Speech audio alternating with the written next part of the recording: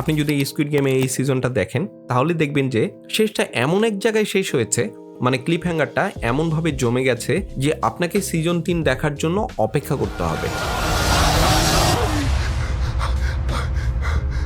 এই সিজনে চরিত্রগুলোকে অনেক বড় একটা সমস্যার মধ্যে ফেলে দেওয়া হয়েছে। পরের সিজনে তাদের কি হবে, এই বিপদ থেকে তারা কেমন করে উদ্ধার পাবে, সেটা জানতে আমাদের অপেক্ষা করতে হবে সিজন 3-র জন্য। সেটা কখন আসবে, কবে আসবে, আবারও 3 বছর লাগবে না তো? না, তা লাগবে না।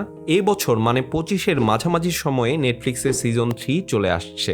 কারণ হচ্ছে 2 এবং 3 দুইটা সিজনই তারা একসাথে শুট করে রাখছে। এখন শুধু এডিটটা শেষ করেই রিলিজ দিয়ে দেবে। তাহলে বুঝতে পারছেন স্কুইড গেমের সিজন 2 আগের চেয়ে অনেক বেশি রোমাঞ্চকর এবং আরও অনেক বড় পরিসরে তৈরি করা হয়েছে। মাঝে মাঝে গল্পটা একটু ধীর গতিতে চলেছে, এটা ঠিক, কিন্তু সব মিলিয়ে এই সিরিজটা সুন্দরভাবে গল্প বলার একটা দারুণ উদাহরণ। সিরিজটা মানুষের জীবন আর বেঁচে থাকার লড়াই সম্পর্কে অনেক কিছু বলে।